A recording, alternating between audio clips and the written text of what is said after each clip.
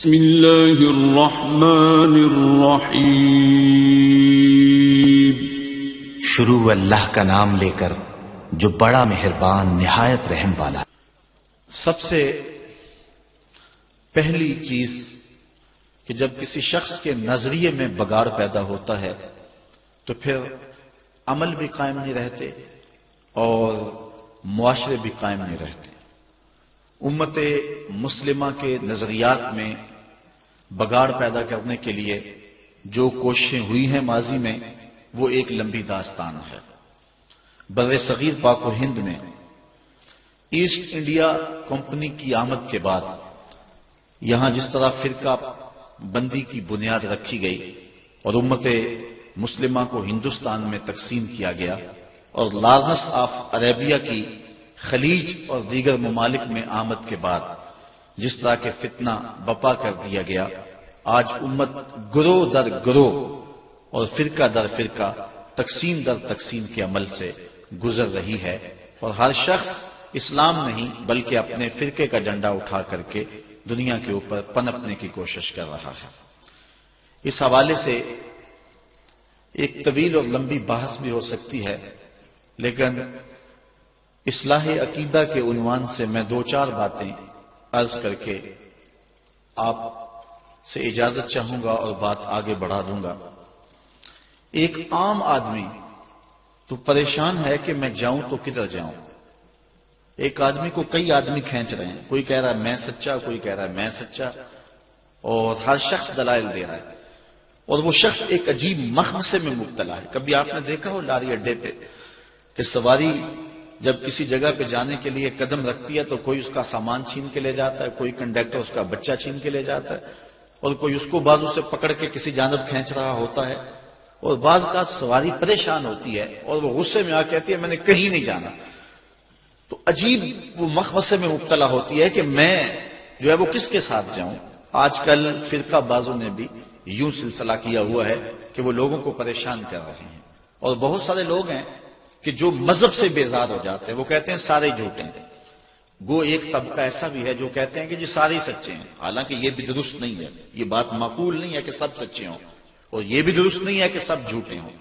ہم نے خیر کو اور حق کو تلاش کرنا ہے، اور ہم نے ڈھونڈنا ہے کہ اچھائی اور خیر اور بھلائی کہاں ہے، اور ڈھونڈنے کے لیے آسان طریقہ ہے کہ ہم حضور علیہ الصلوۃ والسلام کے دور کو دیکھیں اور حضور کے زمانے کو دیکھیں۔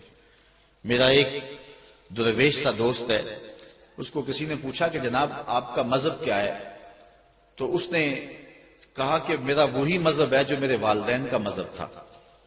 تو اس نے مزید سوال کیا کہ آپ کے والدین کا مذہب کیا ہے، کہا وہی جو ان کے ابا و اجداد کا تھا۔ تو اس نے پھر تیسرا سوال کیا کہ اس کے ابا و اجداد کا مذہب کیا تھا، کہا وہی جو مدینے سے معین الدین چشتی اجمیری لے کر آئے تھے۔ یہ فرقے، یہ گروہ بعد میں بنے ہیں۔ جو مسلک، جو مذہب بزرگان دین لے کر آئے ہیں، جو حضرت داتا گنج بخش علی اجمیری لے کر کے آئے ہیں، جو حضرت عطائے رسول معین الاسلام حضرت معین الدین چشتی اجمیری دین لے کر کے آئے ہیں، وہ یہ موجودہ فرقوں والا دین نہیں تھا۔ ہم اس دین کو تلاش کریں کہ وہ دین کیا ہے اور اس دین کی پیروی کریں، وہ سچا دین ہے اور وہ خالص دین ہے۔ یہ باقی فرقہ بندیاں، یہ گروہ، یہ بعد میں بنے ہیں۔ اس لیے اپنے بزرگوں کے دین کو نہ چھوڑیں۔ حضرت امیر ملت پیر سید جماعت علی شاہ رحمۃ اللہ تعالی علیہ فرمایا کرتے تھے لوگوں جوتے پرانے ہو جائیں تو بدل لو، لباس پرانا ہو جائے تو بدل لو، پگڑی پرانی ہو جائے تو بدل لو، لیکن عقیدہ پرانا ہی ٹھیک ہے، وہ نہ بدلنا۔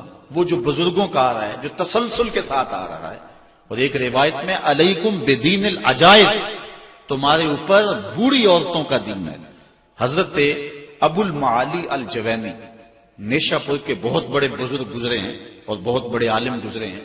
جب آپ کا آخری وقت آیا تو آپ نے فرمایا کہ لوگوں تم گواہ بن جاؤ، میں عقائد اور نظریات کی لمبی بحث سے تنگ آ کر کے آنا اموتو علی عقیدت عجائز اہل نیسابور، میں نیساپور یعنی نیشہ پور کی بوڑھی عورتوں کے دین پہ مر رہا ہوں۔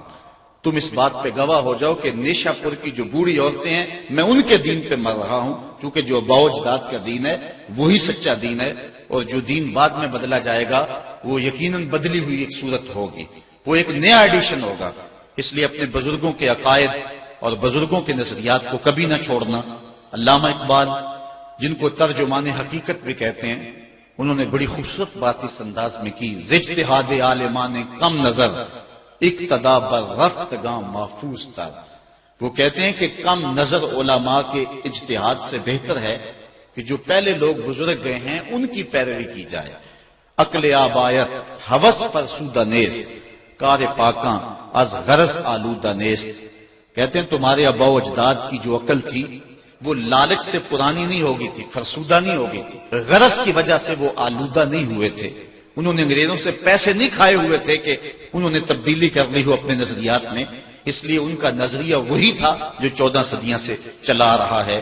ذوق جعفر کاوش راضی نمان آبروئے ملت تازی نمان تنگ برما رہ گزارے دی شدے ہر لئی میں رازدار دی شدے. آج ہر کمینہ شخص دین کا رازدار بن کے بیٹھ گیا ہے. تو اقبال کہتا ہے اجتہاد عالمان کم نظر اقتدا بر رفتگاں محفوظ تر. اس لیے جو بزرگ ہیں ان کے عقیدے کو اپنا کر کے رکھیں، اسی میں تمہاری خیریت ہے. یہ جتنے بھی اختلافات ہیں وہ بعد میں پیدا ہوئے. حضرت شیخ عبدالحق محدث دہلوی بڑی خوبصورت بات کی مدارج النبوت میں لکھتے ہیں: اللہ کا شکر ہے بہت امور میں اختلاف پایا جاتا ہے، کم از کم میرے دور میں حضور علیہ السلام کی حیات طیبہ پر تو کوئی اختلاف موجود نہیں ہے. یعنی پوری امت اس بات کو مانتی ہے کہ حضور قبر اطہر میں زندہ ہیں. تو کہتے ہیں امت میں بڑے اختلافات ہو گئے ہیں لیکن ابھی تک یہ اختلاف نہیں ہوا. تو اس کا مطلب یہ ہے کہ اب اس عنوان سے بھی جو اختلاف پایا جاتا ہے تو یہ حضرت شیخ عبدالحق محدث دہلوی کے بعد پیدا ہوا ہے. ان کے زمانے تک یہ اختلاف بھی موجود نہیں تھا، اس لیے بعد میں اختلافات پیدا ہوئے اور امت کو جو ہے وہ گروہ در گروہ تقسیم کر دیا گیا. علامہ نبہانی نے لکھا ہے: اول من انکر التوسل والاستغاثہ والنداء هو ابن تیمیہ. پہلا شخص جس نے توسل، استغاثے اور ندا کا انکار کیا وہ ابن تیمیہ تھا. اس سے قبل امت میں اس عنوان کے ساتھ کوئی اختلاف موجود نہیں تھا. سارے جھولیاں پھیلا پھیلا کے استغاثہ کیا کرتے تھے. مسیلمہ کذاب کے مقابلے میں جو جنگ ہوئی ہے اس جنگ کے اندر حضرت خالد بن ولید نے لکھا کہ ہم بھی اللہ اکبر کا نعرہ لگاتے ہیں، وہ بھی آگے سے اللہ اکبر کا نعرہ لگاتے ہیں، سمجھ نہیں آتی اپنا کون ہے بیگانہ کون ہے. تو حضرت صدیق اکبر نے ان کو کہا کہ جب وہ اللہ اکبر کا نعرہ لگائیں تو تم یا رسول اللہ کا نعرہ لگاؤ. وَقَانَ شِعَارُهُمْ يَوْمَئِذٍ یا محمد ہو. اس دن اہل ایمان کی پہچان یا محمد کہنا تھا. اس لیے ہم اپنے آباء و اجداد کے دین کو دیکھیں اور نئے نئے ادیان اور نئے نئے رنگ نہ اپنائیں کہ بعد میں آج اگر ہمیں یہ تبدیلی کرنی پڑ گئی ہے کچھ لوگوں کو کہ وہ نماز کے اندر ربنا اغفر لی ولوالدی نہیں پڑھتے کہ ہمارے والدین کے عقائد ٹھیک نہیں تھے، ان کے لیے دعا نہیں ہو سکتی. تو اگر کل اسلام کا کوئی اور نیا ایڈیشن آ جاتا ہے تو پھر تمہاری اولادوں کو جو ہے کوئی اور تبدیلی لانا پڑے گی اور ان کے نزدیک تم بھی کافر ہو جاؤ گے. اس لیے اللہ کا خوف کرو اور جو بزرگوں کے عقائد چلے آ رہے ہیں ان کے اندر تبدیلی نہ کرو. کچھ لوگوں نے امت مسلمہ کے اندر بگاڑ پیدا کرنے کے لیے امت کو فرقہ فرقہ کر دیا. پہلے فرقہ فرقہ کیا، پھر ان کو جو ہے وہ تشدد پہ ابھارا، پھر ان کے ہاتھوں کے اندر اسلحہ دیا، اور آج یہ ہے کہ ایک مسلمان دوسرے کا گلا کاٹ رہا ہے. امت مصطفیہ آپس میں دست و گریبان ہے. چھوڑ کے آپ کا دامن رحمت آقا ہم سے بھول ہوئی، کھو دی اپنی قدر و قیمت آقا ہم سے بھول ہوئی. دیکھ ہماری آنکھ مچولی اپنے سینے اپنی گولی، بھول گئے ہم درس اخوت آقا ہم سے بھول ہوئی.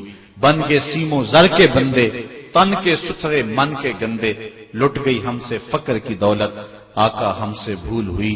اب بھی حضور کی دہلیز پہ آ جائیں اور عرض کریں کہ دنیا کے ٹھکرائے ہوئے ہیں تیرے در پہ آئے ہوئے ہیں، کھول دے اپنا دامن رحمت آقا ہم سے بھول ہوئی. تو عقیدے کی بنیاد اپنے بزرگوں کے عقائد کو رکھیں، سارے مسائل حل ہو جائیں گے. ورنہ قیل اقوال دلائل مناظرے اس سے جو ہے وہ نتائج نہیں ملیں گے. جو بزرگوں کے عقائد تھے، آباء و اجداد کے عقائد تھے، وہی عقائد رکھیں اور وہی سچے عقائد تھے اور وہی ستھرے عقائد تھے. آفاق کے ہر ہر گوشے میں قرآن سنا کر دم لینا اب رکنا نہیں، اب تھمنا نہیں، فردوس میں جا کر دم لینا، آفاق کے ہر ہر گوشے میں قرآن سنا کر دم لینا، اب رکنا نہیں، اب تھمنا نہیں۔